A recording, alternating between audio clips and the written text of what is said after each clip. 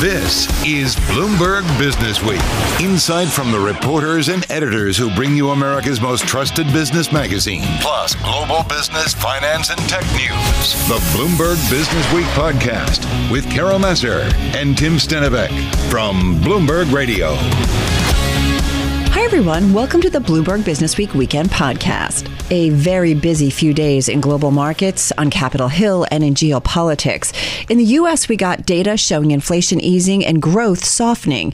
And we also saw Congress coming to terms on a temporary funding measure to avert a government shutdown. The agreement delayed a partisan clash over federal spending until the new year, while leaving out emergency aid to allies, Ukraine and Israel. Ahead this hour, we'll look at the war in Gaza through an economic lens, and then discuss what hundreds of global leaders fear most as the two hot wars rage on. Overshadowing all of that, however, was the San Francisco summit between U.S. President Joe Biden and his Chinese counterpart, Xi Jinping. And that is where we begin. After an hours-long meeting Wednesday, Xi dined with business leaders alongside the APEC summit and made some welcome remarks, saying China wants to be friends with the United States. He also stated that his nation won't fight a cold or hot war with anyone. It was one of his clearest remarks yet, proclaiming a desire for peaceful ties between the world's two largest economies. President Biden, meanwhile, said the talks yielded progress in repairing strained ties between the two superpowers, while reiterating that he considers Xi a dictator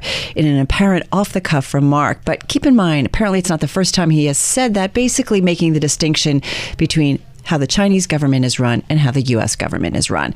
Well, a lot to digest here, and to help us interpret what we saw and heard from the two leaders, we welcome back David Riedel. He's president and founder of Riedel Research Group. David, really great to have you back.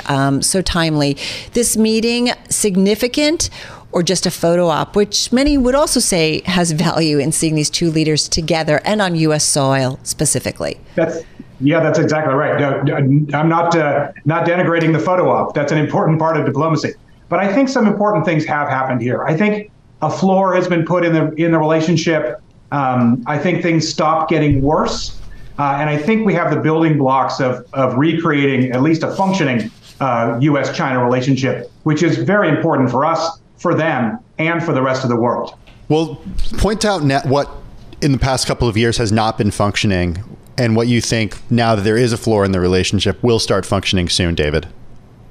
Well, the most dangerous thing is ongoing disputes in the South China Sea and in the Taiwan Straits. You may remember that China lost an international court ruling that where they lay claim to most of the South China Sea, all the way to the borders with the Philippines and Vietnam and other allies of the U.S., really saying that is essentially part of their country, and no one should pass through it without their permission. Also, the Taiwan Straits, they've determined that is what they consider an inland waterway, which is part of their country. And those are things, of course, that the U.S. strongly disagrees with, as does most of the rest of the world. And they've been conducting these Freedom of Navigation Acts, which have really rankled China, because we've continued to sail warships through both the Straits and the South China Sea, and that's caused a lot of problems. That's actually one of the more important things that was accomplished here, the reestablishment of military communications. So I think the first thing that's hopefully off the table is some sort of miscalculation or accident or problem that results in an actual military conflict because of an accident in one of those two areas. That's something that's gone really wrong. Trade policy, other things about rhetoric in both political systems have been troublesome, but really the danger in the South China Sea and the Taiwan Strait has been my main concern. So, like a relationship that goes bad, you can have where the two individuals don't talk, or at least they're talking, and so you get to a better way. Is that kind of where we are with the U.S. and China right now? That's exactly right. And they're talking at every level. You know, it's important that Biden and Xi sit down, but it's also important that the high-level officials sit down, middle-level officials, people up and down the trade and commerce arena, as well as the military arena. So communication and connection at every level is critical to avoiding a problem. Panda diplomacy. I was going to go there, Carol. We laugh so lucky about the pandas leaving the U.S., been here for decades, now maybe coming back. Are we right to laugh, or that sharing of something that is native and unique to China so important and a big deal? You know, I'm reminded of how important it was during the 1970s when we were first establishing contact with China, what they called ping pong diplomacy. And you can sort of snicker at the idea of ping pong players forming the basis of a relationship between two very large economies like this. But it is important to have those person-to-person connections and that sort of sentiment. Pandas are a part of the quiver of resources that China has, and I am glad for one to see them using it. But let's look for other ties between students and researchers and scientists and so on and so forth. That's what really can help. That's what helped build the original relationship and can rebuild it now. But where are we with the panda diplomacy? Because what happened recently was China took back its pandas, and now we had Xi yesterday talking about potentially sending them back to the U.S. It seems like, I mean, was he using this for leverage that recently? I think that the pandas are always on loan, as are art pieces and so on and so forth between different countries. So it is their right and prerogative to take them back. I'm not exactly sure what spurred that. It might have been a moment of national pride or something that led them to do that last year or just a few months ago. But the idea that he's opening back up to sending more pandas back to U.S. zoos, I think is an important next step. Hey, David, what does the narrative or headlines get right about this relationship? What does it get wrong? It's super complicated and very synergistic. We both need each other. We need them for a large workforce, the ability to produce things like iPhones and other pieces of technology that are in all of our pockets and on all of our desks. We absolutely need China for that. They need us to be part of the group that consumes their products and keeps their workers busy. We need them to buy our U.S. treasuries and things like that, and they need us to provide a place to put some of the reserves and the savings that they have in their country. So we need each other. I believe it was Arshanali Basak in her conversation with Citadel's Ken Griffin this week, where he basically said, just imagine if TSMC just cuts off its supply of chips to the world. Everything shuts down. Every production line shuts down. We talk about Apple, the close connectivity between the two nations, but you think about TSMC, it just, provides chips for everybody. And that is actually absolutely the most critical part of the U.S.-China relationship going forward, Taiwan, and what happens there. We have stuck to a one China policy where we recognize just the government in Beijing and don't have official recognition of the government in Taiwan. We don't recognize China's claim to Taiwan, but we just don't talk about that. Xi, of course, says that he wants to fold Taiwan sort of back into the motherland, as he would refer to it. And apparently during the discussions, Xi said, look, peace is all well and good, but at some point we need to move towards resolution more generally. So I don't think, this is certainly not off the table. Maybe it's not pressing this month or this year or the next couple of years. But China does have their eyes on Taiwan, and TSMC makes that a super complicated situation for the U.S. as well as the rest of the world. Speaking of tables, there are a lot of people who shared a very important table with President Xi last night. Certainly a who's who of executives there yesterday, not just at the dinner, right? Elon Musk wasn't there at the dinner. Mark Benioff wasn't there, but they did sort of a drive-by greeting during the cocktail hour. We had Sundar Pichai of Alphabet, Citi's Jane Fraser. Larry Fink was at President Xi's table. Tim Cook of Apple, of course, who we didn't know, by the way, Carol, if he was actually going to be there. We didn't think he was going to be. Come on. He's been to China twice this year. He was there. Of course he's going to be there. Explain to us, the takeaways from who was there last night and who wasn't there last night and who was at Xi's table. Well, it is interesting that how important financial services were in that. That actually struck me, how many financial services people were there, because that's an area where U.S. banks were involved early. Some of them got burnt, but it's a growing part of the Chinese economy, and of course, a huge part of U.S. services exports into China. So that's an important balancing part of our goods deficit with China is our services. So I'd keep an eye on the financial services industry. That's pretty interesting to me. I'm not surprised that Cook was there. He knows what's important to him and his future at Apple. It's like, I think I can move my schedule around. Yeah, of course. I'll make it happen. David, thank you. So appreciate it. David Riedel, president of Riedel Research, on Zoom in San Francisco. You're listening to the Bloomberg Business Week podcast. Catch us live weekday afternoons from 3 to 6 Eastern. Listen on Bloomberg Bloomberg.com, the iHeartRadio app, and the Bloomberg Business App. Or watch us live on YouTube. Carol Massar along with Tim Stenovec live here on Bloomberg Business Week. Bloomberg News, you might have caught this story over the weekend, talking about the cost of the war between Israel and Hamas. Obviously, the cost to lives, no way to measure that, no doubt about it. But it also has an economic cost, and Israel's war against Hamas costing the economy about $260 million every day. It's become more expensive for Israel than first predicted and is putting a strain on Israel's public finances. We have with us Nir Barkat right now, for Israel Minister of Economy. He was the mayor of Jerusalem from 2008 to 2019. Before that, served as a member of the Jerusalem City Council. He's got a background in tech, though, having founded an antivirus software company back in the 1980s. He was also the first chairperson, Carol, of Checkpoint Software Technologies. It's the American-Israeli IT security company that's listed here in the U.S. on the NASDAQ. Mr. Minister, thank you so much for coming with us. Tell us how. I think we're going to get your mic on for you. There you go. First of all, welcome. Thank you for being with us. You do have to be thinking about, there are some nervousness, certainly, among investors in terms of the Israeli economy. What can you tell us about it today and where you see it going from here? Well, thank you for hosting me. I think we have to have the perspective first. Imagine you have a neighbor that goes and rapes your wife, takes your child and puts it in an oven, and then takes your children hostage. This is a neighbor that wants to wipe out Israel off the map. We have 1,400 people killed, murdered, and 239 abducted and now are hostages. Okay? So Israel has made a decision. They're going to wipe these monsters off the map, off the face of the earth. By the way, the radical Islamic jihadists are not only threatening Israel, they're threatening all over the world. We're on the same line. Israel and the US is this big Satan, we're the little Satan, and Europe is also in the same line.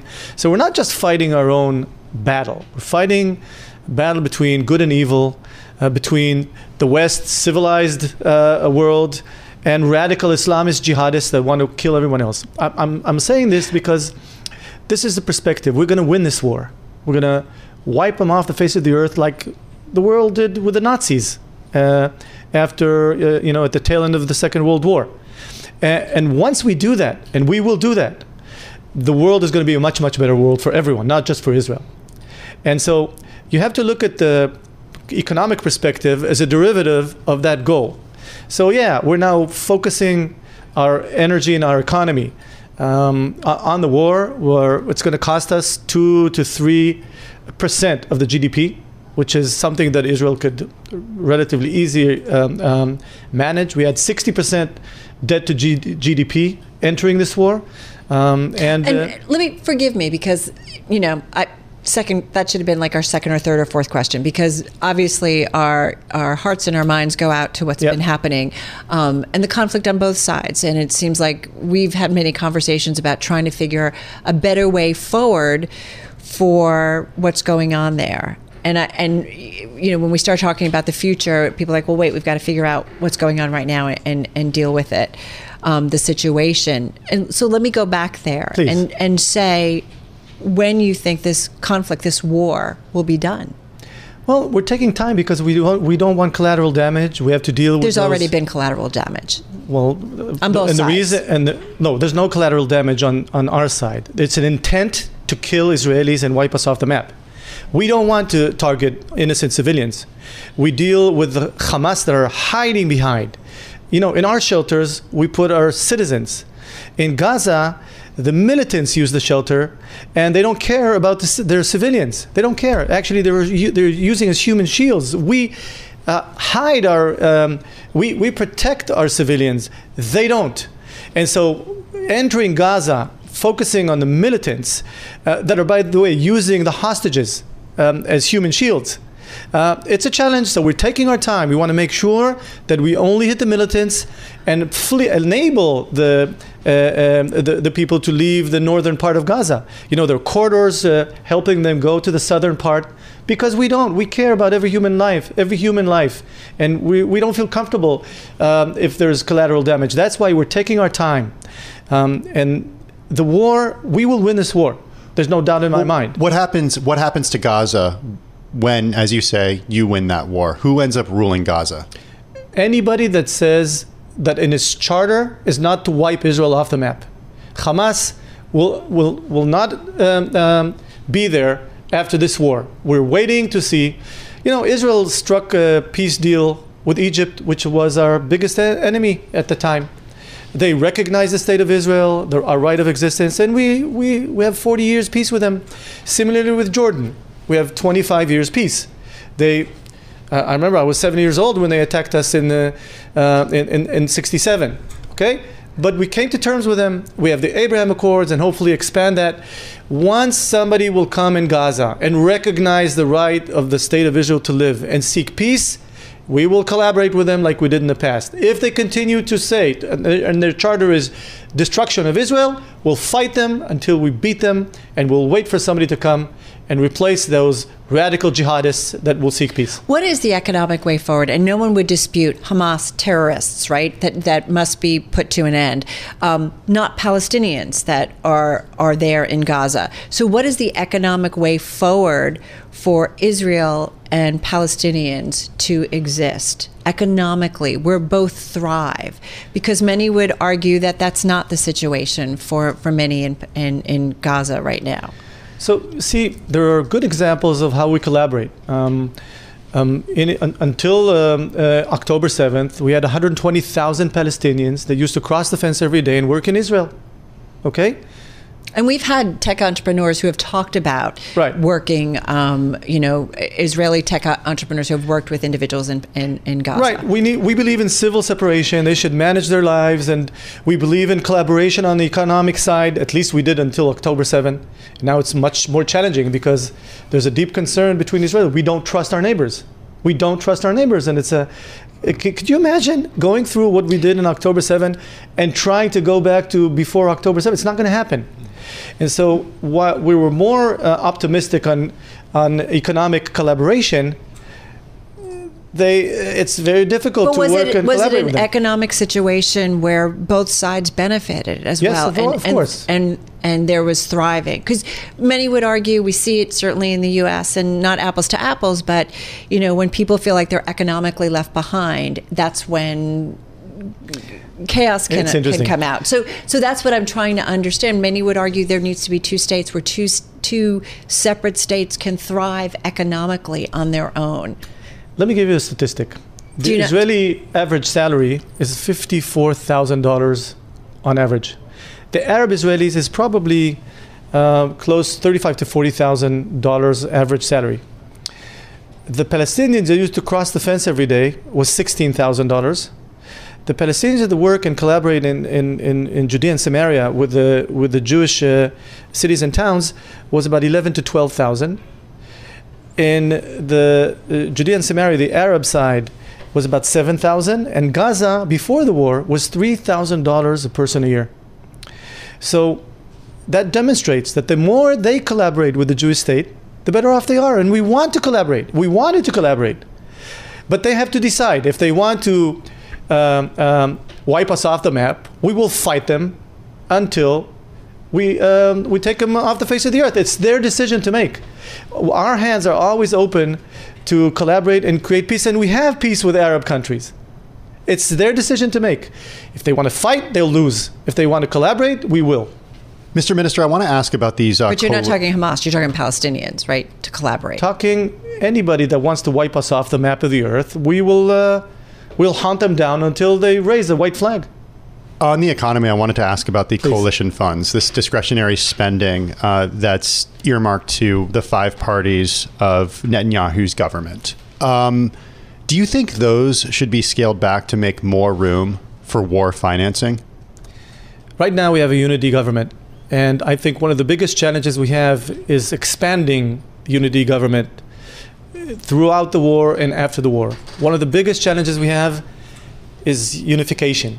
And when you have unification, people make concessions to each other to a degree that we all agree on how to create the budget. So I think that you're going to see in 2024 We're restructuring the budget to focus on the war and to focus on economic growth immediately after. We will make the concessions needed so that everyone's happy. These are pretty controversial payments, $3.6 billion worth of transfers. They were approved last May. They're partly going toward religious schools. Some of those schools are exempt from teaching subjects like English and math. Where do you fall in this debate? As I said earlier, there's no doubt in my mind that we will expand the coalition. We need to expand the coalition. And when you do that, there's more collaboration, more consideration, and you do things with wide acceptance. That is what's going to happen. In other words, we'll agree together on how to focus the funds on the necessary challenges Israel has. How complicated, or how is this becoming complicated if I think about the cost to insure Israeli bonds, right? Sovereign bonds against a default more than double what it was before the war began. So how is that complicating the mission as you think about the economy after? Well, I think smart money understands that after a war, there's usually thriving entrepreneurship. Extremely, if you look at the past wars, people, when they go to war, they become very creative. You'll see an array of new companies, not just in the defense side. I think Israel's mastered the defensive and how to come up with new creative ideas. We've tested the new space war. And a couple of other things. And I think you're going to see a lot of interest around the world on Israeli technology exiting from the war. I believe you already see more and more Israelis go back to business, doing their own business like before. We had 6% loss of labor. Now we're less than 3%, and it's becoming much better. Since it began. Is that because of soldiers who are being deployed? Both soldiers, schools were out, so parents needed to stay with their children. But what is the effect on the economy when you have hundreds of thousands of Israelis who are fighting rather than working? So I said, short term, it's probably going to cost us 2 to 3% of the GDP. So our debt to GDP will go from 60 to 63. We have buffer. We have the capability to deal with this because of our tech sector. The tech sector in Israel is sort of an isolated, independent sector, and usually we don't lose a day of delivery on the tech side. So the companies are used to having some of the people in the reserves. This is something that I remember when I was in company commander in the paratroopers. I did 7 years reserve duty. That's on top of the 6 years on regular army. And then the people filled in for me. And when I was away doing whatever I needed to do, there is a redundancy in the way we work on the tech side. And I think that the tech side, looking into the future, is one of the best bets smart money can make. I've just had a few meetings today with some entrepreneur investors, and they all understand that this is a good opportunity to buy. Do they feel differently about investing in Israel because of stability?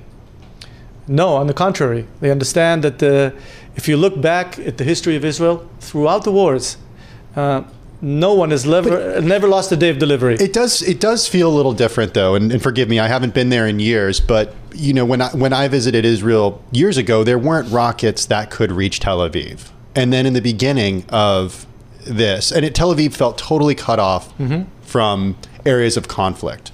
That's not the case right now. Well, I was in Tel Aviv a week and a half ago, 2 weeks ago. There was sirens. We went into the safe room and came back, and everyone's used to moving on with their lives. I mean, we're Israelis. We understand how to get, how to challenge. We have a challenging neighborhood, a tough neighborhood, but we're tougher than them. And we know to be good with the good guys and extremely aggressive with the bad guys. And we know how to differentiate between the two. And I think that's, the smart people in the room understand that. There's a lot of people that are moving with the waves, ups and downs, and they hear the news, but the guys I speak to understand the competitive advantage Israel has in the tech side. They see that we have 10,000 startups. That's 1 to every 1,000 Israelis. There's a startup. By far the highest ratio in the world of entrepreneurship.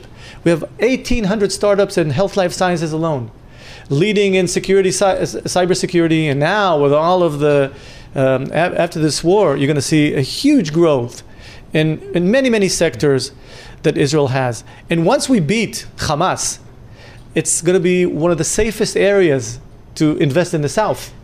And people are already saying to me, we want to move to the South to show those monsters that they're lost big time.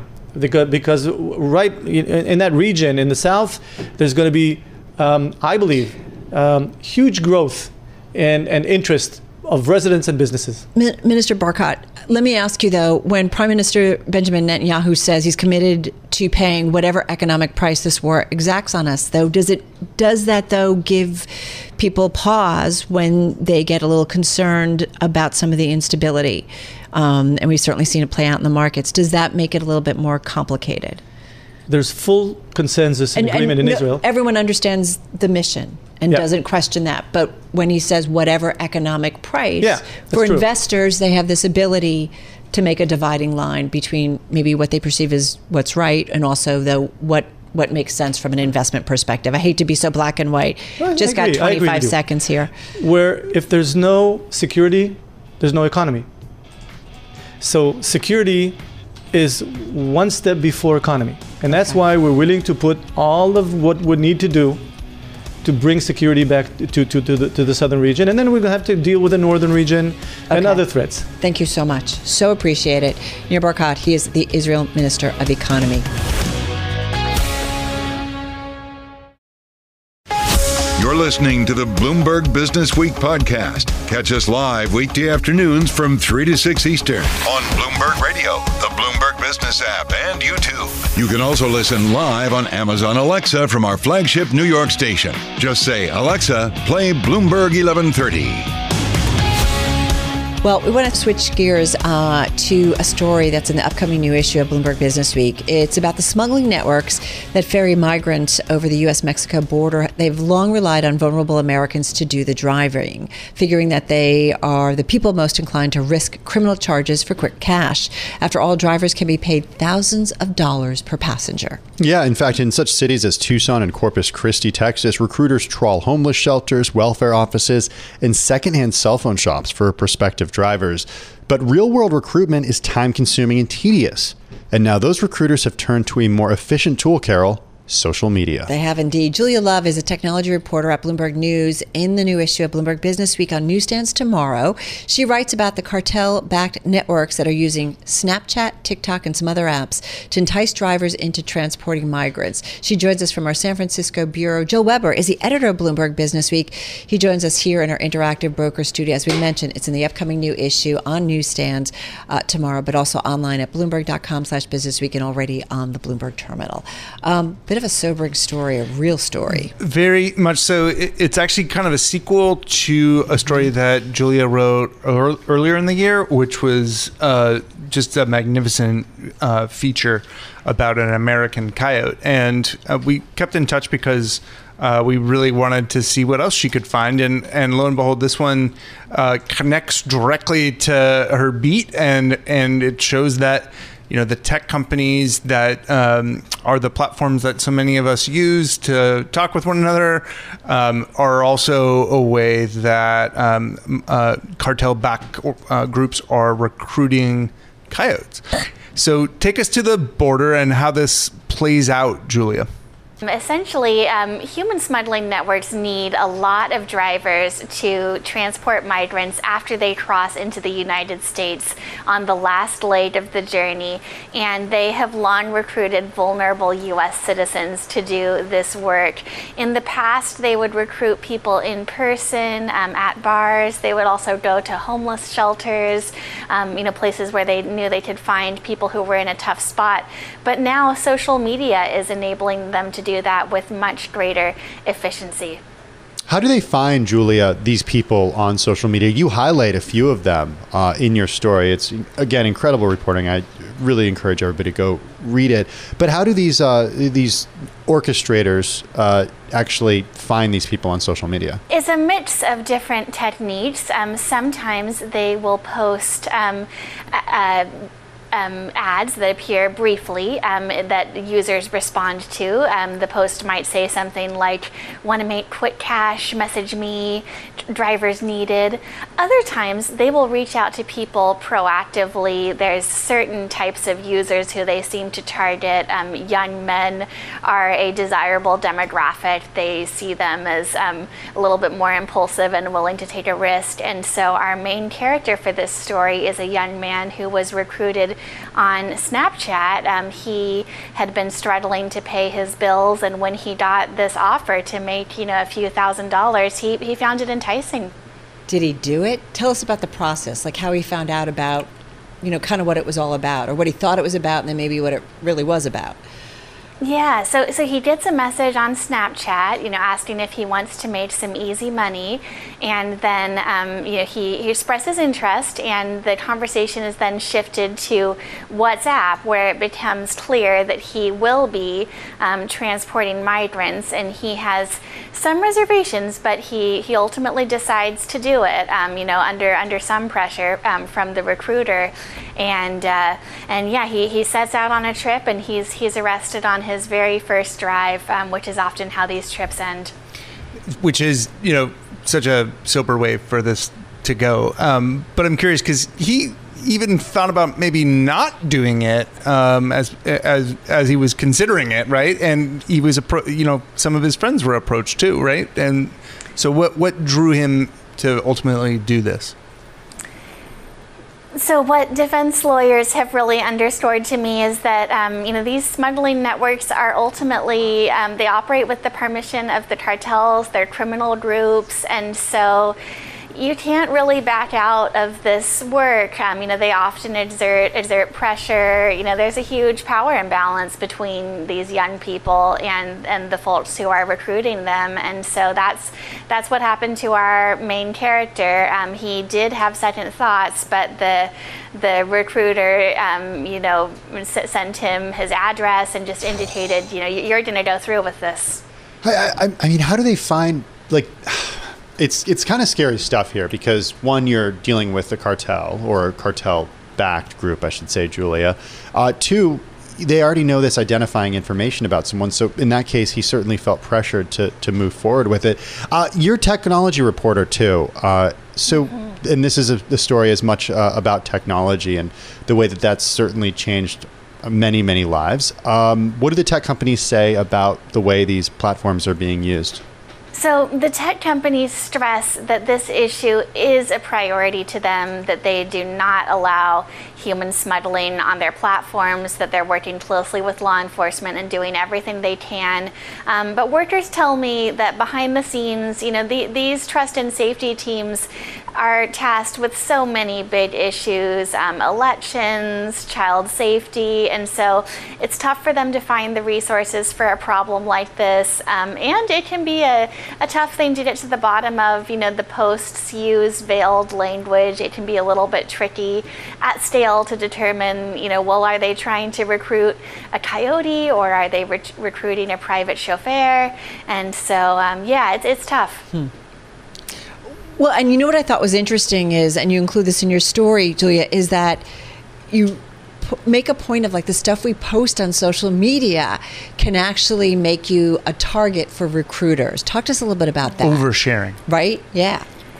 Yeah, so one story that we feature in the piece is a young woman in the Phoenix area who she was a single mom going through a very tough time, and she's approached by an acquaintance on Facebook who asks if she wants to make some extra money. And so I think that's just an example of how young people can kind of unwittingly make themselves smarts.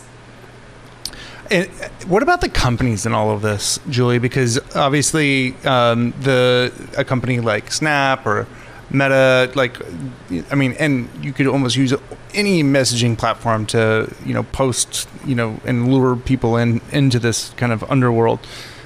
What are the companies capable of doing? What do we know about what they have done, and how are they limited? Yeah, so the companies can certainly moderate content. They filter by emoji and keywords. So one emoji that's often used in these cases is an emoji of a little chicken, which stands for pollitos, slang for migrants used along the border. So there are some tools they can use, and yet the posts really seem to be proliferating. Law enforcement's frustrated. They do feel like there's more that the companies could be doing. And lawmakers have begun to pay attention to this issue. Kirsten Sinema, a senator in Arizona, has proposed a bill that would make it easier for companies to report these posts to law enforcement. And so I think there really is pressure on the companies to curb the activity. All right, and while Kim Kardashian probably doesn't have to be worried, there are some influencers that are out there on social media that have been targeted as well and recruited. Talk to us about this. Yes, so it does seem that the networks are interested in having their message boosted by people who already do have a large following online. And so there's one case we note in the story where there was a young rapper in southern Arizona who had a big following on social media, and he was ultimately hired to be a recruiter and to post and coordinate these jobs on social media. And his defense lawyer maintains that he was targeted like anyone else, that they appealed to his vanity, and he's now in prison. Yeah, 36 months sentenced in federal prison. So what's it like when you go down to, Arizona, and I mean, you did spend some time in the courthouse there, like how many of these cases are coming through, and what kind of luck is law enforcement having in actually cracking down? Yes, so I spent about a week in southern Arizona. It was really striking to be in the courthouse. It felt like, at least half of the judges' calendars were filled up with these cases, defendants being indicted and sentenced. And I also went for a ride-along with a local sheriff's deputy who was trying to catch human smuggling drivers in the act. He didn't have any luck during my ride-along with him, but he was kind of longingly looking at his phone on Snapchat, where he could see the posts in action, and the challenge was just actually finding those drivers. Hey, can you talk, Julia, a little more about how you reported this story? I mean, don't give away all your secrets here, but how you reported it and how this got on your radar post the American Coyote story that you wrote earlier this year. Sure, yeah. Well, so I was previously a foreign correspondent in Mexico, and one of the big revelations of my time at the border was just realizing that the operations of these human smuggling networks extend really deep into the United States. And so I just became really fascinated by that shadow economy. And I have spent a lot of time looking through court cases, and those became kind of the seeds of my reporting. Julia, one thing I wonder, is it working though? Are a lot of individuals ultimately getting smuggled in, a lot of immigrants, and you get into this in the story too, that law enforcement, there's some really easy red flags when they know someone is doing it, like out-of-state licenses. But I'm just curious if it is though ultimately successful in bringing people in. Or if they even know. Or if they even know, right. Yeah, it's a tough problem. I think law enforcement feels like they only apprehend a tiny fraction of the cars that are transporting migrants, and yet for these young drivers who don't really know their way, there is a good chance they'll get caught, especially if they go out on multiple drives, and if you're offered the chance to make a few $1,000s, well. Not only will you be enticed to do it once, but you might very well decide to try your hand at it again. What are the economics here, Julia, when it starts with the person who's paying to be smuggled across the border? These people certainly save money for a very long period of time. Who are they paying? How much and to what extent do the cartels sort of take that? I'm kind of wondering like how it ends up being a couple $1,000s per person when it gets to that actual driver. Yeah, so prices for the journey to the United States have really skyrocketed. It all depends on where migrants who are departing from, those who are coming from outside of the Americas pay a lot more. But the money is kind of partitioned out along the way. Typically, there is a fee that goes directly to the cartels in order to cross the border, and then the drivers ultimately will be paid a certain rate. Oftentimes it's per passenger, and I've seen that really run the gamut. I think it depends a lot on the driver's bargaining ability, and lawyers tell me that especially with these young drivers, they often aren't paid the wage that they're promised when they do complete the job. And I think the attitude is essentially, well, what are you going to do about it? We've been talking about the border forever, and I just think that it's so interesting that there's this little wrinkle in it, which is, how does technology fit into this? Well, the same maps that you use for everything else are the ones that are being used to basically bait people into making a couple bucks. And, also that side of this of less about the migrants, more about Americans being drawn into this is also super interesting. Yeah, exactly. And taking the risk, to make some money. And it's this whole new generation of coyotes. Yeah. It's funny that you say about the apps. I was thinking about WhatsApp, right? Because a lot of times the conversation switches to that, and I think about, okay, so what's their responsibility? It's encrypted in all of it. I understand, right? But it's interesting. Julia, thank you so much, taking us to a place that many of us will never see or understand, but you certainly have shed a lot of light on it. Julia Love, of course, technology reporter at Bloomberg News in our San Francisco bureau. Our thanks to Jill Weber, the editor of Bloomberg Businessweek. Great story. You're welcome. Yeah, thank you. The story in the new issue, it's on newsstands tomorrow. It's already online at Bloomberg.com/businessweek, and of course, always on the Bloomberg terminal. This is Bloomberg. You're listening to the Bloomberg Businessweek podcast. Catch us live weekday afternoons from 3 to 6 Eastern. Listen on Bloomberg.com, the iHeartRadio app, and the Bloomberg Business App. Or watch us live on YouTube. Former U.S. Secretary of State Hillary Clinton criticized Chinese President Xi Jinping's decision to keep power for longer than the 2 terms of his immediate predecessors, while Citadel founder Ken Griffin slammed the U.S. for excessive debt and spending at the Bloomberg New Economy Forum in Singapore, which just wrapped up its 6th annual event in Singapore. Talking with Ken Griffin and more, Bloomberg New Economy editorial director Eric Schatzker, who joins us back from another whirlwind event. He joins us here in the Interactive Broker Studio. Do you know what time you're on right now? I know what the clock says. I'm not sure my body feels the same way. Just getting back yesterday. 450 leaders from across the region, around the world. Public and private sector, that's right. Tell us about this event. Remind us, you guys bridge the divide between East and West, as you like to say, and so much more. Not just between East and West, Global North, Global South. It is our flagship event, the biggest event, the most high-profile event we at Bloomberg hold every year. It was, as you say, in Singapore. We've had it in Singapore 4 times now, in Beijing once. And there's a possibility we take it back to Beijing, but obviously the conditions under which we would do so are quite challenging at the moment. We spent a lot of time talking about the U.S.-China relationship. It's on the minds of pretty much everybody, right? We had so many CEOs come to Singapore, HSBC, UBS, Volvo, Franklin Templeton, Macquarie, the list goes on. Some big name investors. You mentioned Ken Griffin. I would also add Mark Carney, right? He happens to be the chairman of our board, but he's also the chairman of the board at Brookfield Asset Management. Lim Chow Kiat, who's the CEO of GIC, the gigantic Singaporean sovereign wealth manager.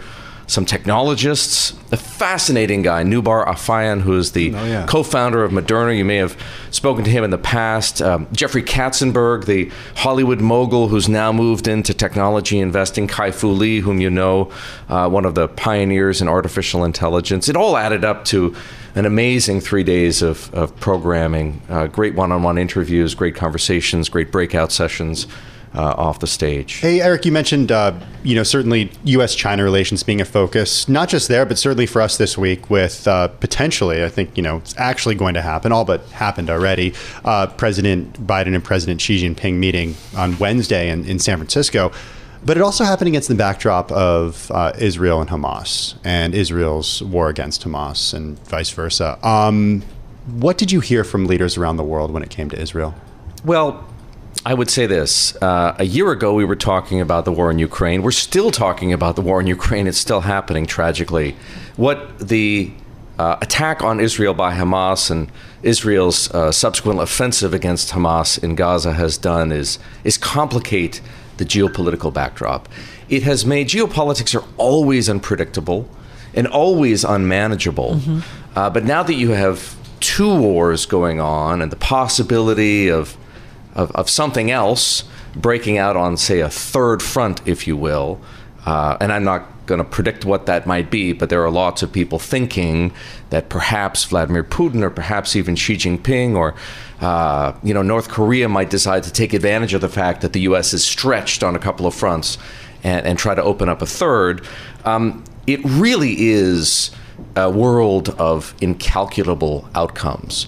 Geopolitics, unlike, say, interest rate risk, right, is pretty much, at least at a top level like that, impossible to hedge. And that is a major concern for the CEOs, multinational leaders, who attended the forum. They're trying to run companies in this kind of a climate, and also for public sector leaders, the heads of state or the senior ministers who talked about the difficulty of trying to, create economic policy, foreign policy in this kind of an environment. Was there a feeling or a takeaway in terms of tone of nervousness, concern that this does kind of get out of control in terms of the geopolitics that are there, or a feeling that, smarter heads will figure their way forward? I would say, or is it just lots of questions? The point around which there seems to be little doubt is that there is a greater chance of things getting, as you put it, out of control than perhaps at any point, maybe since before the Second World War. Certainly, if you look at global relations since then, maybe since the Cuban Missile Crisis. It feels as uncertain then now as it perhaps did at any point since then. We have had more guests who talk about a World War III than I feel like I've had in a long time. So much for rational the end of people, right? Yeah, just because of there's so many kind of flashpoints around the world. What Ken Griffin told me, and I think sums it up, is that the peace dividend is at the end of the road. This period of time that we enjoyed since the Second World War, the so-called Pax Americana, where U.S. hegemony, even during the Cold War, made the world a relatively safe place, right? Yeah. If you look at the continuity of human history, very rarely have you had a 75-year period in which there were no major wars. And in his mind, all of the benefits that we enjoyed of that peace dividend are now very quickly coming to an end. Interest rates are rising, for example. Geopolitical risk, as we've discussed, is intensifying. Globalization is in reverse. All of these things that were features of that post-war environment are now changing, and they're changing at a very rapid clip. And the world is, to a large degree, both companies and governments, unprepared for change at that pace. How should we be looking at the meeting later this week by President Biden and President Xi Jinping at San Francisco? I mean, that has to be, looks like progress. On the surface, yes. The best, I think the best way to look at it was through the lens that the Singaporean foreign minister actually described, which is the lens of weather, believe it or not. He said the weather is improving, but the climate is not, in terms of U.S.-China relations. And so it feels better, but the underlying trend is still negative. And we had a bit of a preview of what President Xi might say in San Francisco, because Vice President Han Zhang of China came to the New Economy Forum and delivered a speech. And in it, he wistfully, I would say, called for, or at least hoped for, a return to what now feels like a time of one's distant memory, which is to say the pre-pandemic period when, let's say, before the Trump tariffs were first levied, everyone seemed to be getting along. The Chimerica, remember that, portmanteau? He said, and I'm going to quote him directly, "We need to follow the laws of economics, support multilateralism, promote the free flow of production factors in the global market, and build industrial and supply chains that are convenient, efficient, and secure." He sounds like a 1990s free trader. Right? That era is over, and we're not going back. There is simply nowhere near enough trust between the United States or the West and China for anyone to feel compelled to rely on that unidirectional, effectively, flow of trade that we had after, or at least at the moment of peak globalization, whenever that was, 2016, 2017, 2018, it was certainly pre-pandemic. And I think many would argue President Xi has also got his sights on a different way forward. Well, China is changing, right? The Chinese economy is changing, and in fact, Chinese companies, I don't know whether this is necessarily a reflection of Chinese government policy or just a reality for Chinese companies, but China isn't waiting for the world to come to its doorstep any longer.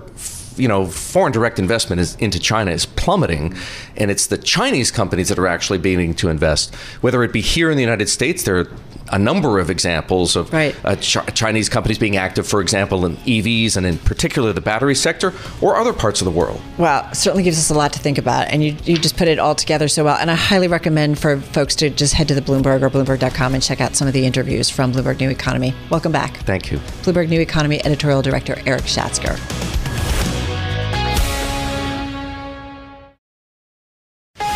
You're listening to the Bloomberg Business Week podcast. Catch us live weekday afternoons from 3 to 6 Eastern on Bloomberg Radio, the Bloomberg Business App, and YouTube. You can also listen live on Amazon Alexa from our flagship New York station. Just say, "Alexa, play Bloomberg 1130. Plenty ahead in our second hour of the weekend edition of Bloomberg Business Week, including an MIT scientist who's developed a playbook for the brightest minds looking to innovate their way to success and who aren't afraid of being labeled as geeks. It's kind of okay. Yeah, totally. It's the geek way. Plus, we delve into the secret history of women in the Central Intelligence Agency, from the Cold War era to the hunt for Osama bin Laden. Leave it to women to get it done. All right, first up this hour, the cover story of the new double issue of Bloomberg Business Week magazine. It's on newsstands now, on the Bloomberg terminal, and online at Bloomberg.com/businessweek. It's the culmination of an 11-month investigation into a secretive London hedge fund manager who doubles as a deep-sea treasure hunter. The financier has marshaled a high-tech operation to recover lost pieces of history, spanning centuries and entire civilizations from oceans around the globe. And he's managed to keep this remarkable enterprise a secret until now. For more, let's welcome in Bloomberg News senior writer Kit Shellel and once again the editor of Bloomberg Business Week, Joel Weber. Joel, I couldn't put this story down. It's got everything: anonymous billionaire, state-of-the-art technology, and treasure fever. Not anonymous anymore. Breaks? Yeah. Yes, not anonymous Exactly. anymore. But tax breaks is kind of where it starts. Kind of started there. And look, like Kit Shellel and company on this one, just incredible team. It does. There's so much mystery in this, and I think Kit, at his best, is like a heat-seeking missile for these mysteries like this. Everything happens underwater here, mostly. There's a few things that have ended up in courts, which I'm sure we'll talk a little bit about. There's rivalries. There's treasure. But here's the name that you'll never heard of before, Anthony Clegg, and he's a 43-year-old hedge fund executive in London. How did he get into this space, and how much does he like to get in the water? Kit. Hi guys. Hi. Anthony Clegg. There's actually a bit of a history in the city of London of sort of adventurous business people, bankers, hedge fund types, going after sunken treasure in the pursuit of profits. But around the turn of the century, an ingenious asset manager came up with an idea of not only having fun looking for treasure at the bottom of the sea, pulling up Spanish coins or whatever else they could find, but they could also get a nice tax break as well with the British government. So they structured all these schemes, and that got a whole, hundreds of people in the city interested in the idea of shipwreck hunting for profit. Now, these tax schemes kind of died a death and they never really went anywhere. But it was through those initiatives that Anthony Clegg and the guys at Marshall Wace, which is a huge hedge fund, first came to the idea that they could make some money doing this. Is it clear how much money has been made at the bottom of the ocean by these folks? Nothing about any of this is clear. One of the things about wreck hunting is... See what I did there, Tim? If you're a wreck hunter, everyone wants to know what you're up to. Because basically, once you find some valuable stuff on the seafloor, it's kind of yours to do what you want with, really. So if you find it, it's top secret. You don't want anyone to know where it is. You want to be able to come back later and collect it. So they go to great lengths to kind of disguise what they're doing. So it was incredibly difficult to piece together all the different wrecks that Anthony Clegg has found. But we call him Lord of the Deep in the story. If anyone can lay claim to that title, it's him. He's found 30 or more shipwrecks. The value of the stuff that he's found thousands of meters below the sea runs into billions of dollars. He's right at the very top. Okay, but it's not like he's jumping off a ship and diving into the water to find these things. The way he's doing it is extremely technical. It's high tech. It involves some very expensive gear kit. Tell us how he does it. Well, I kind of assumed he was a yacht guy. He's one of these people who's always out on his yacht or sailing boat. That's not him at all. As far as I can tell, and speaking to people who've worked with him, he doesn't even really like the sea. He doesn't go out on the boats. He sees this as kind of a tech game, a data game. He sees getting to the bottom of the ocean as a technical and data challenge that he can solve better than anyone else. And so he's built this sort of swarm of undersea robots, world-beating technology, side scan, sonar. He's got artificially intelligent software. He deploys it all, and that's kind of what makes him so good at what he does. But not every exploration kit turns out to either find something or create a lot of money for him, or returns, if you will. Or even if he finds something, right, it doesn't necessarily mean he owns it. Yeah, it's contentious stuff, this. Governments don't really like it when rich guys with expensive boats come fishing around in their, outside their territorial waters, looking for old shipwrecks. It annoys people. You tend to get attracted. You tend to attract the attention of the local Coast Guard, who come out and ask what you're doing. So Clegg's guys have been arrested at a bunch of different places. Now, I should say none of this is illegal. There's no law against, especially in international water, going and salvaging shipwrecks. But ownership is a very difficult issue. All the stuff that sinks to the bottom of the ocean ships was once owned by someone, and all those people have a potential legal claim to that cargo whenever it's pulled to the surface. So there's an expression that modern shipwreck hunting is done in the courtroom, and sometimes when you can recover $50 million worth of gold and then spend 10 years in court trying to keep it. Okay, well, you got my attention there with gold at the bottom of the ocean. What's an example or multiple examples that you uncovered in your reporting about what kind of stuff Clegg is looking for down there? Well, he runs the gamut, really. Of course, there are 3 million shipwrecks in the ocean going back thousands of years, so there's all sorts of good stuff down there. He's found Ming vases down there. He's found Spanish doubloons, jewelry, a more straightforward, cargo of cut silver coins from the Bombay Mint that sank in the Second World War and was just left untouched for years. You can pull those to the surface and smelt them down and sell them, and you've got, let's say, $20 million worth of silver. So there's a whole range of different things. Okay, so no one's known this guy, but you managed to find him and get him to talk to you. What did you learn? And how did you get him to talk to you, actually? How did I get him to talk to me? He's spent a long time avoiding scrutiny. He works really hard to keep his name out of the public domain. The kind of invisibility that he has is an act of will. He has chosen to remain in the shadows. We came to him and just basically said, look, we're writing about shipwrecks and your business.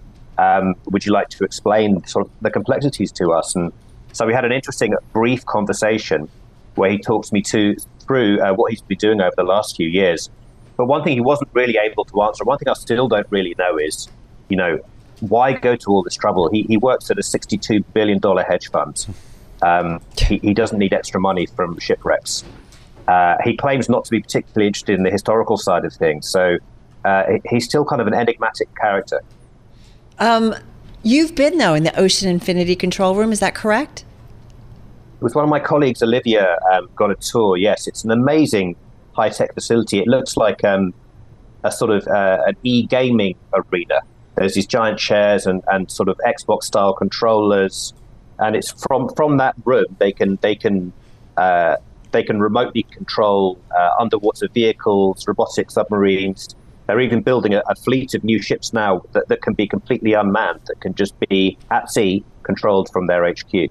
Hey, Kit, he told you that he thinks the world has reached peak shipwreck and come out the other side. Based on your reporting, do you think that's true? Do you believe him? I mean, look, people have been doing this for hundreds of years, and the tech is just getting better and better and better.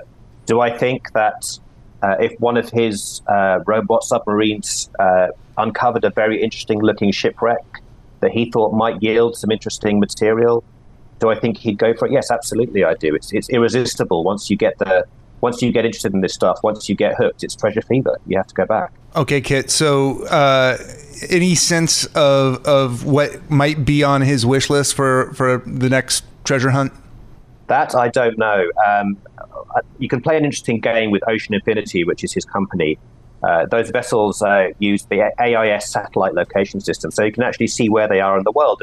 And we played this game with a couple of ships that are chartered by Ocean Infinity or owned by Ocean Infinity. And sure enough, they were running ladder search formations in places where there were lots of shipwrecks. We don't know what they were doing. Ocean Infinity doesn't share what they do for their clients. They like to treat their client confidentiality very seriously. So they could have been there just looking for undersea cables or looking for oil and gas or something as simple as that. But or gold. Right. No, they could, or gold. Who knows? Who knows? Get the pirate's booty. It's an unbelievable pirate's booty. Cute. Unbelievable story. Bloomberg News senior writer Kit Chellel joining us on Zoom from London. Kit, thank you so much for being here with us. And Joel Weber, of course, the editor of Bloomberg Businessweek, joining us in studio. You're listening to the Bloomberg Businessweek podcast. Catch us live weekday afternoons from 3 to 6 Eastern. Listen on Bloomberg.com, the iHeartRadio app, and the Bloomberg Business App. Or watch us live on YouTube. We want to talk AI. We want to talk innovation, kind of talk the next big thing. Yeah, we got a great guest to do that. Andrew McAfee is principal research scientist at MIT. He's the author of a new book, The Geek Way, the radical mindset that drives extraordinary results. He's also the visiting fellow, the only one in tech and society at Google, where he's working with Google on research related to the societal impacts of generative AI. The book is called The Geek Way. What is The Geek Way? The Geek Way is an upgrade to the company. It's a better set of philosophies and practices for running this thing we call a company. And I decided to write the book because I kept on seeing in industry after industry, the disruptors were beating the incumbents at their own game. And I thought that was a really important phenomenon, and I wanted to understand it, and it turned into this book. Hey, listen, we use the word geek, like you're such a geek. Oh, I'm being so geeky. Like we kind of toss it around. But what exactly do you mean? I know you've got 4 norms to talk about the geek way. I mean, is that how you define it? No, and this is a really important question because when I was a kid, geek was an insult, and it was usually meant somebody who was way too into computers. So I was guilty of that. And the thing that makes me happy is that the definition has broadened out, and I don't think it's an insult anymore. A geek is somebody with 2 characteristics. They get obsessed with a really hard problem. They're tenacious. They can't let it go. And if their solutions are unconventional or outside the mainstream, they don't care. So my shorthand phrase for a geek these days is any kind of obsessive maverick. And the geeks that I wrote the book about are the geeks that got obsessed with this really hard problem of how do you run and keep succeeding with a company in today's really uncertain, turbulent environment. So Elon Musk, a geek? Geek, big geek, not perfect, not by any stretch, but adheres deeply to a couple of these norms that I talk about in The Geek Way. Well, let's get to those norms. There's 4 of them: speed, ownership, science, and openness. Speed, you're talking about not doing necessarily something fast, but you do something, create it in a meaningful way, and then you get useful feedback on it. I feel like it's every time I get like, hey, an iOS update or something, You're the geek now. I'm helping with that speed. That's exactly right. And of all the norms, Elon and his companies epitomize speed the most for me. Tesla is willing to blow up rockets. Now, no people are on those rockets, and they don't have any loss of life yet, but they will iterate and get feedback and learn from reality and learn from physics and blow things up, and their results really speak for themselves. If you look at Tesla and its market value and its ability to build affordable electric cars profitably, they are clearly disrupting the entire incumbent automotive industry and taking it into a different chapter. What about Tim Cook? Is Tim Cook a geek? Tim Cook is a geek. Apple is a very secretive company, and in some ways they're a little hard to penetrate. But one thing that I learned about Apple, in addition to being very fond of this iterative approach, they also follow the norm, the great geek norm of science. And what I mean by that is not do a bunch of fancy statistical A/B tests or anything, but settle your arguments based on evidence. And there's a wonderful story about the portrait mode on the iPhone and the fact that the background is blurry. And you can control the blur when you're setting up the photo. There was a debate at Apple, and they were rolling out that feature about whether we should have the ability to control the blur in advance or only see the effects after we take the picture. Someone in a big meeting did a demo of the feature where you can preview the blur, and that settled the argument. That's what science is. It's an evidence-based argument. The geeks love to argue, and they love evidence. Right. I love that one. You write about it a lot in the book, which is really interesting. The other thing I like is openness, which, you know, you've got to be able to share, be open to, well, wait a minute, maybe we should do something a little bit differently, or and maybe we have to change. It's so easy to be defensive with, you know, with anything you do. Talk to us a little bit more about this. Yeah. And maybe I'm wrong, and maybe we need to pivot, and maybe this thing that I've invested a ton in and this thing that I'm hanging my reputation on is not the right answer, and we need to change. So for me, openness is just about exactly the opposite of defensiveness, of clinging to what you have and never letting it go. And that defensiveness is very clearly tied to an attitude inside a company of winning all the time, of just winning the argument, winning the day, winning whatever. I don't think it's a coincidence that Jack Welch's autobiography was called Winning.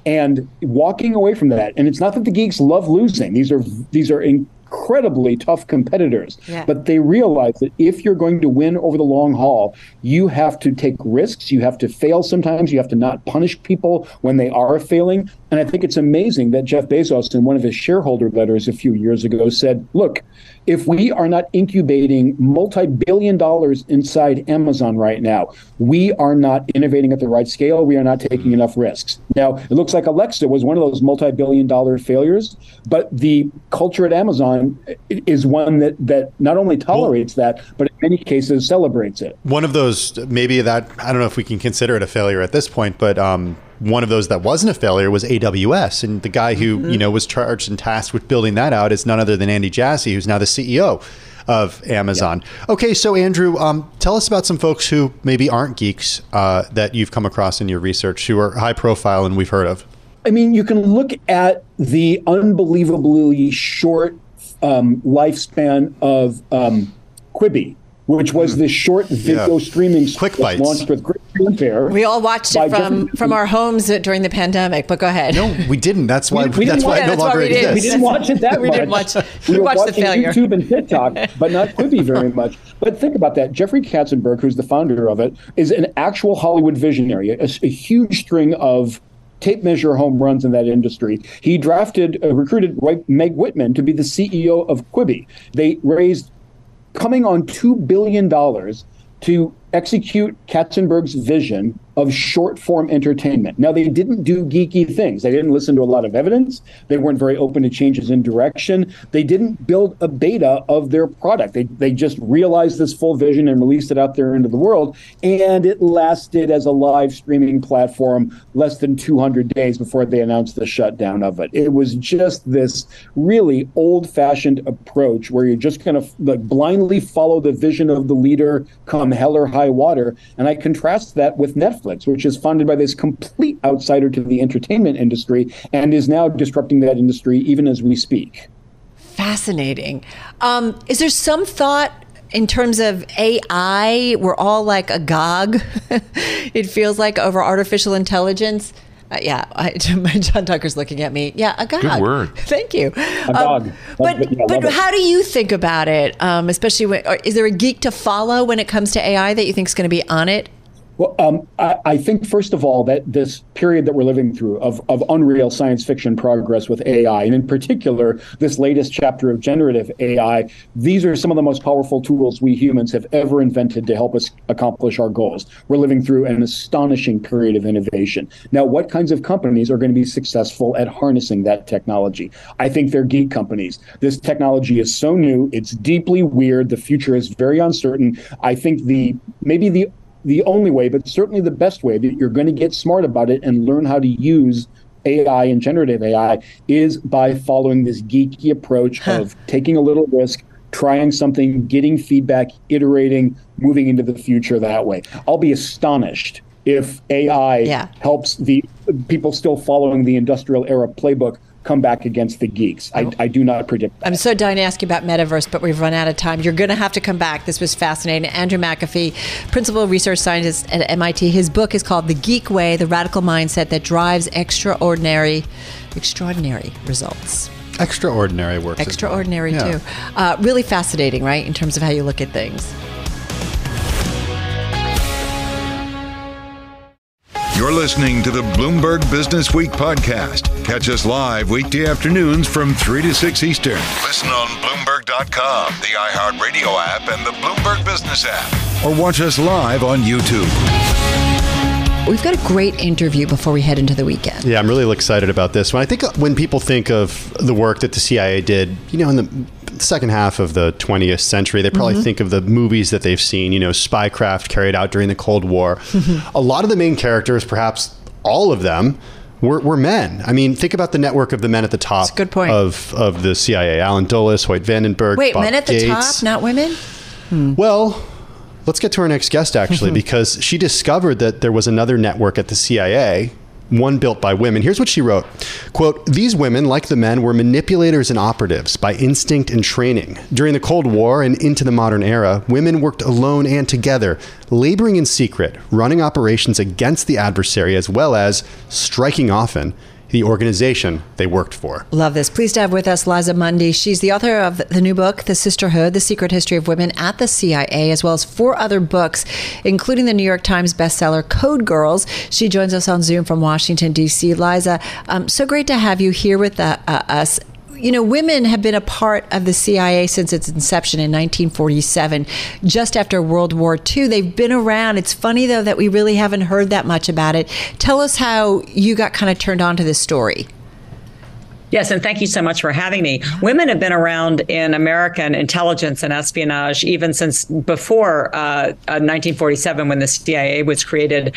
My book, just as you said, my last book, Code Girls, about women who came to Washington during the war to work as code breakers. There were more than 10,000 of those women. That's really what turned me on to this next book, because there was a parallel cohort of women who came to Washington and then fanned all over the world during World War II. The most famous of them is the future chef Julia Child, who built America's espionage agency during the war. It was called the Office of Strategic Services. After the war, that would morph into the CIA. So there were women building our intelligence capabilities during World War II, which was very, very important. Women working in Europe, women working in China, women working back in Washington, D.C. And then when the CIA was created, the architects of the institution knew that they needed women to, in some cases, to run the vaults. They were called the vault women. People forget that when spies are out collecting intelligence, all the intelligence has to get passed back to headquarters and has to be kept track of. And now, of course, the CIA has a remarkable database of intelligence information going back for decades. So that was sort of where they thought they could keep the women channeled. But in fact, just as you all well sort of teased there were also women who joined the clandestine service who insisted that their gifts and talents lay in spycraft on the street, and who proved that women, far from being incapable of spycraft, which was essentially what was said about them, proved in many cases to be better, or at least to do it differently. Because if you're a woman in the 1960s, 70s, you're likely to be inconspicuous, underestimated as you move about the streets, and that turned out to be, needless to say, a great advantage if you're a spy. What were the ways that women came into spying? Like, how did they get recruited, or how did they join the CIA and then sort of rise through the ranks? Yes, that's a great question. So during the Cold War era, women, even college graduates, were often hired as clerks, as GS4s. So one of the principal women in my book, Heidi August, was hired out of college as a clerk. She was handed the same pamphlet she had been given as a kid when she wrote the CIA at age 11. So even though at this point she was a political science major, they made her start as a clerk, basically running stations overseas. And her logistical gifts were such that she learned really on the job. She was in Cambodia, she was in Libya, she watched the uprising, the coup by Muammar Gaddafi in Libya. She was the first American officer to see that. But it took her 10 years to battle her way into the spy ranks at the CIA, to convince the old boys to let her flip from being a clerk and essentially doing the work for her bosses to being an operative and a spy herself. And I don't want to give away too many spoilers from the book, but her feminine techniques, in some cases, of realizing that women in foreign countries could be very effective assets, that women who were secretaries and clerks in offices overseas had access to as much information as she had when she was a clerk. And so she looked at an asset as the person who is a foreign national who essentially commits treason by passing their country's information to the United States. She realized that women in offices had access to a lot of information, and she, let's just say, she proceeded accordingly with remarkable success. Yeah. What surprised you so much in doing this book, in terms of as you found out and kind of unfolded all of these different stories? It surprised me how many stories there were. It surprised me how essential women had been to American spycraft during the Cold War, when obviously the contest was with the Soviet Union and nuclear war was at stake. And the resourcefulness of women working, often in very lonely places where you have a lot of, sort of sole decision-making power over your operations and the way you're going to proceed, the ingenious way. I will say also that one thing that surprised me was the importance that wives played during the Cold War. There's a chapter in the book called Housewife Cover. And many of the male spies who were sent overseas to places like Moscow, which were very difficult places to operate because CIA officers or suspected CIA officers were being surveilled all the time by their KGB counterparts. And so a lot of the work of spycraft was simply shaking their surveillance. And wives were absolutely critical. Wives could pick up what's called a dead drop, a message that's left in some, under a park bench or somewhere. There was one CIA wife, Shirley Sulik, who in Moscow would always carry a huge purse, and she would let fall from her purse, a lipstick or a pen, and then she would sweep up the dead drop to help out her husband. So it was an assist for her husband, right? Yeah, full partner, really. Yeah, it was. And again, you're inconspicuous. They think you're just a housewife. They think you're unimportant. So you're not being surveilled. In general, though, do spies' spouses know what their spouses are doing in general? I know these women did, but is it fair to say that? A spouse would know that your spouse is a CIA officer. You would know that. You wouldn't necessarily in sort of safer postings. The spouse wouldn't know where their CIA officer husband or now wife, husband or wife was going, for days at a time sometimes. Wow. So that was one thing that surprised me. And the book also talks about some very famous female-led teams, the team of counterintelligence officers who pinpointed Rick Ames, as the mole who was giving away the identities of our Soviet assets. That was a predominantly female team of basically hunters back at headquarters who were determined to figure out who was causing the death of these Soviet agents. And again, like my character of Heidi August, they were able to spot something that their male colleagues had not spotted, which is namely the traitor who was in their own ranks, an old boy.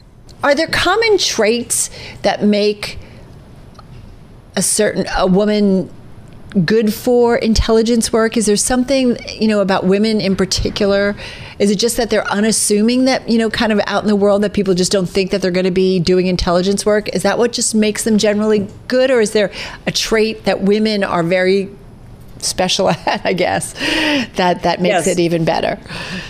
Yeah, so inconspicuousness is helpful when you're moving around the streets, but also arguably women's caretaking experience.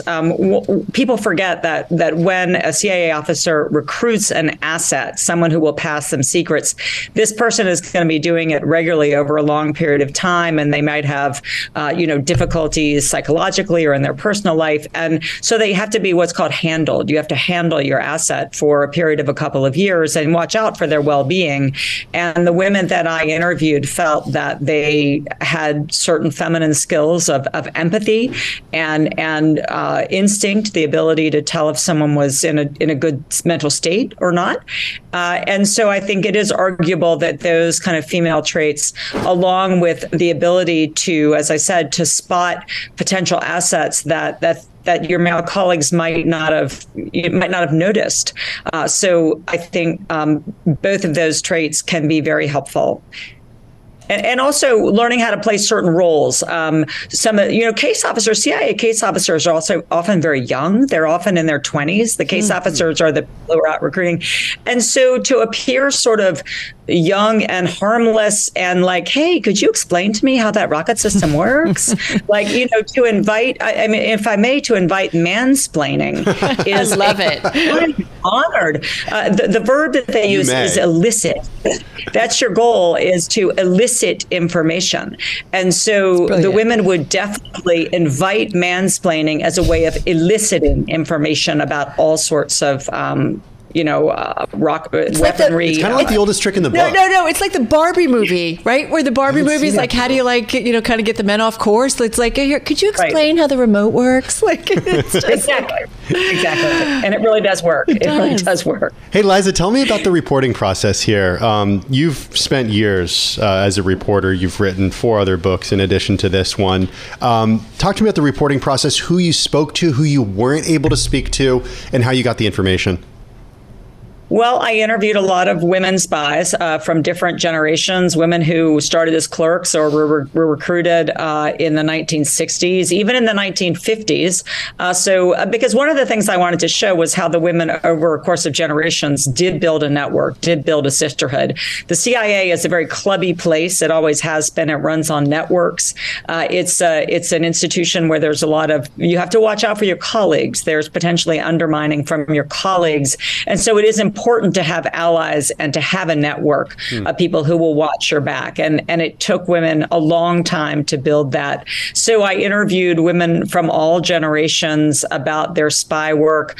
I also interviewed women who retired more recently who worked as analysts. So it's important to remember that during the 1980s, so the Cold War is still going on, and the anti-communist struggle is really sort of where you want to be in the top jobs.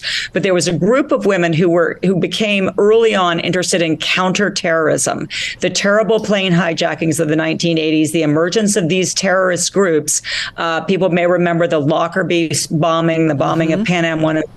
Women were very troubled by the deaths of civilians, by the willingness of terrorists to kill civilians, women, children, college students. And so there was a group of women who began looking at this before it was prestigious to do so at the agency, and who were in place and who were calling attention to the threat posed by a little-known terrorist group called Al-Qaeda, as early as the 1990s, and struggling to make their voices heard.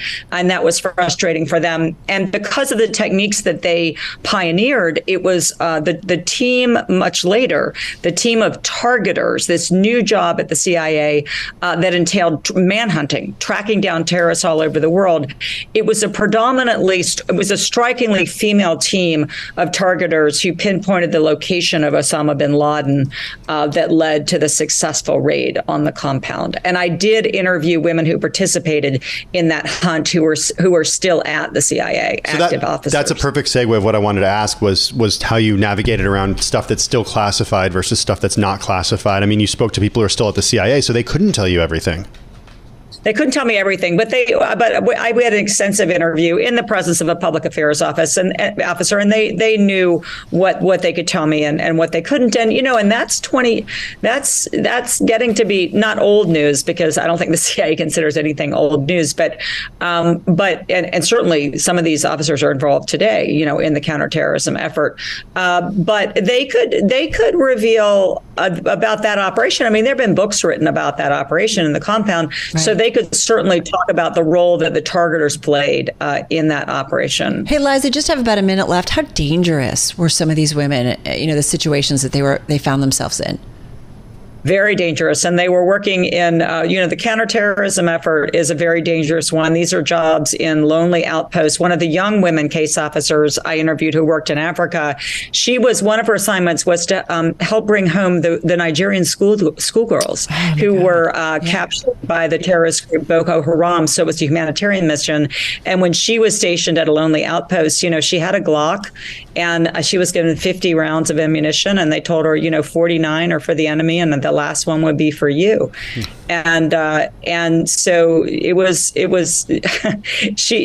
extraordinarily difficult work and lonely. And she describes it as being the most important work that she's ever done in her career. Wow. What an amazing book. What an amazing, just the stuff that goes on that we're just not aware of. Just really, really fascinating. Liza, quickly, next book, what's it going to be? Where do you go? I've got some envelopes at home that are the results of some Freedom of Information Act requests that I placed 2 years ago before the pandemic. So I just want to open them and see what's in them. Love it, love it. Awesome. As we said, come back when it's out in paperback. We'd love to continue this conversation with you. Liza Mundy, her new book, The Sisterhood, The Secret History of Women at the CIA, joining us on Zoom from Washington, D.C. The whole control room was just like on that last response, that last answer was like, what? Yeah, really cool stuff. All right, this is Bloomberg Radio. You're listening to the Bloomberg Business Week podcast. Catch us live weekday afternoons from 3 to 6 Eastern on Bloomberg Radio, the Bloomberg Business App, and YouTube. You can also listen live on Amazon Alexa from our flagship New York station. Just say, Alexa, play Bloomberg 1130. Our next guest is actually working to change that and make financial services more accessible to recent immigrants, in addition to minority-owned businesses and individuals.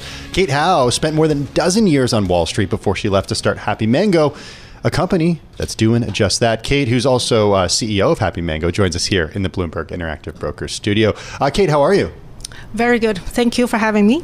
I want to get to your journey to start Happy Mango in a few minutes, but first I want to just get an update from you on, what you're seeing out there, if you're actually starting to see improvement here, and tell us a little bit about what Happy Mango does. Sure. So Happy Mango is a technology company. We provide technology to financial institutions that include banks, credit unions, and not-for-profit financial organizations. And many of them are considered CDFIs, which stands for Community Development Financial Institutions. So is it a B2B, or are consumers actually interacting with Happy Mango? Yes, to both questions. Okay. So it's a B2B2C kind of technology platform where we provide technology to the financial institutions which use Happy Mango's online platform to make affordable credit accessible to individuals who struggle to get access to credit. So to Tim's question, what are you seeing then among those consumers? Are they strapped, or in terms of their financial situation? Just helps us give an idea of maybe what this sector is seeing in terms of the economic outlook and market outlook. So actually, well, the market outlook, there's a lot of bad news out there right now, but what we are seeing on our platform is actually kind of encouraging. So when we first started Happy Mango in around 2016, our target consumer borrowers were the low to moderate income markets, people who have no credit or have very low credit, who are struggling to get a personal loan or credit card. So we provide the technology to help these community-based financial institutions to extend affordable credit to this segment of the market. Right. But over time, especially starting after the pandemic, we are seeing more consumers from immigrants, which is how we started this segment, right? Right now, almost 40% of our borrowers were not originally from the United States. These are recent immigrants from displaced areas, being displaced from their home places, from Afghanistan, from certain countries in Africa, from South America as well. And we're seeing a lot of immigrants starting to use Happy Mango with the help of our clients who help them get access to credit. And they are using these loans to get a home, to build a business, to buy their first car, to help them settle in their new home. So have a financial identity of sorts, right? Yes, exactly. How do you help them, though? Help me understand, make the jump for me in terms of what your platform does that makes a bank or a credit union feel comfortable to lend to people who don't really have a financial dossier, if you will. Yeah, that's a great question. So when we first started, our first client was a bank that was based in the Bronx, Spring Bank. You might have heard of them. It's a very small community bank.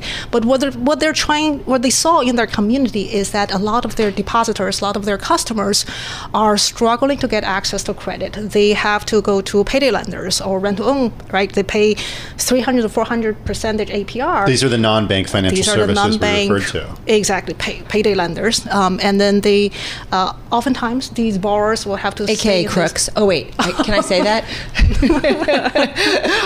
Come on, the rates are crazy. But anyway, please continue. Okay. So in legal or technical terms, that may be correct in both. But so our client Spring Bank saw there's a need. They want to change that. They want to get their customers out of these debt traps. And they want to start a loan program for their customers, a small dollar affordable consumer loan. But when they were trying to do that, the conventional underwriting software that's available, they could not lend to anyone because everyone pretty much get turned down because the way the software was written. Because it's all based on credit score. This is something we talked about, like home ownership. A lot of individuals don't have homes, but they rent and they consistently pay their rent. Right. Better metric for folks who are unbanked or underbanked. That's true. That's true. There should be so many ways to measure someone's credit worthiness, right?